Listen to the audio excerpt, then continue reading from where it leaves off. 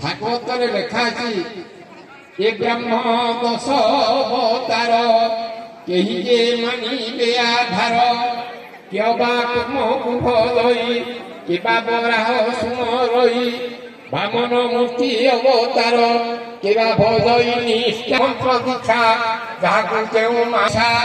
के कृष्ण राम हरि मंत्रे पूजंती कही कर्ण तंत्रे एमत मार्ग भिन्न भिन्न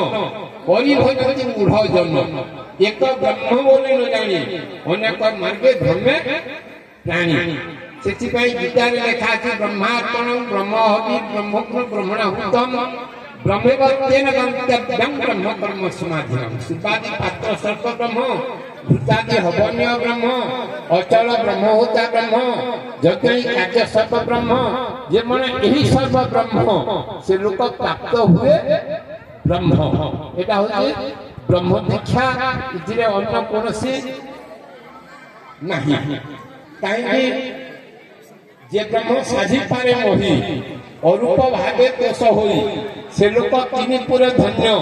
अन्य को न करई मान्य देवी देवता न मानई चंडी चामुंडा न पूजई दुर्गा बासिली आदि हेला महेश पार्वती मंगला भुवनेश्वरी क्षुद्र दीक्षा यहाँ न करे ज्ञानी शिक्षा जे निरंजन दीक्षा सार ताहा साधई निरंतर परम परमात्मा ही उपासना कर जाए से होचंती एक दुईटा चारटा पांचटा नुहंती वेदरे लेखा अछि एकं सद्विद्या बहुधा वदन्ति एक परम ब्रह्म परमात्मा विप्रता ज्ञान लोक माने अनेक आकार उपासना करନ୍ତି से एक देव सर्वभूतेषु गुरसे समस्त हृदय अधिष्ठित अछि सर्वभूत सर्वव्यापी सर्वव्यापक अछंति सर्वव्यापी सर्वभूतांतर आत्मा है कर्माध्यक्ष सर्वभूतादिवास केवल साक्षी चेता निर्गुण से साक्षी सच्चिदानंद पर से विद्यमान अछंति सेति पई भागवत मध्य लेखा जदि एक भावे भावु ए घोर संसार तरिमु शरण पथ मोर पादे नडर विषया विषादे एक बोली यदि आम शरणापन्न होगा निश्चय यही भगवरूपक संसार उद्धार होगा आ साक्षात देवता हेले पिता माता वेदरे लेखा अछि मातृदेव भव पितृदेव भव आचार्य देव भव अतिथि देव होती साक्षात देवता हमको जन्म देले मातृभाषा आदि शिक्षा देले किंतु वर्तमान पिला छुआ माने टिके सफस्ट होउछंती माने मां बापा को केतका हाथ में टेकी आपन बरन से पत्थरटे जदि सिंदूरटे लगा हेला उलै करी नमस्कार करूछन किंतु मां बापा को जदि नमस्कार कहले मते लाज माडी भारी दुखर कथा के जे भारत पुण्य भूमि जे धीरे की भगवान रामचंद्र सखाल के राजा हेला से पिता शास्त्र पालन करी वनवास दै और टीवी प्राय देखुଛନ୍ତି ସମସ୍ତେ माँ बापा को साष्टांगरे प्रणाम କରୁଛନ୍ତି ताहले आदि हाथ टेकिबा ପାଇଁ ମଧ୍ୟ କୁଣ୍ଢା ବୋଧ କରୁଛନ୍ତି पिता माता दुनिया रे किछि नहीं सेति ପାଇଁ भूमिष्ठ प्रणाम करिया पिता माता पुत्र पुत्रींकर होछि कर्तव्य शास्त्र रे मनुहर्षि देखिले अभिवादन शीलस्य नित्य पूर्व पश्यमनम तत्त साध्या दश गणम जे माने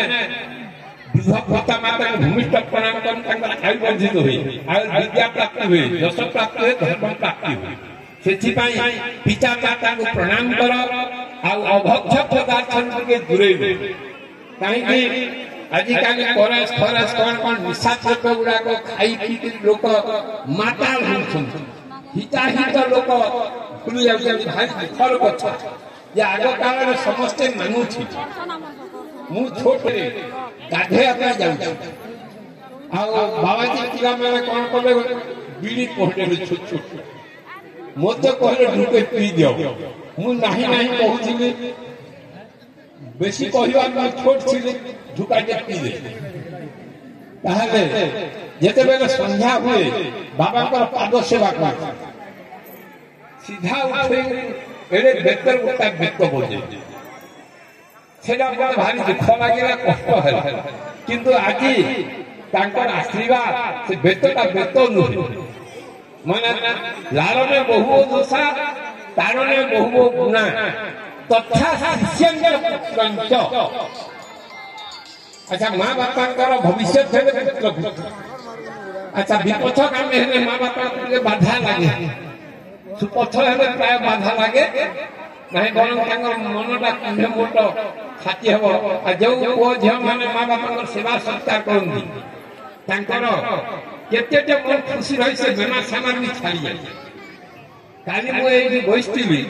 फकीर बाबू आई बीजा पचारे बापा केमती भल हाँ आज्ञा मोर आखि प्रोब्लेम है भुवनेश्वर ऑपरेशन आदि हेली आ पुओ जाइला केमती मांगुची आज्ञा मैंने तार सेवा भक्ति द्वारा मत एते मानुची कही होनी मत शुणी भारी खुशी लगा जहाँ भी हो।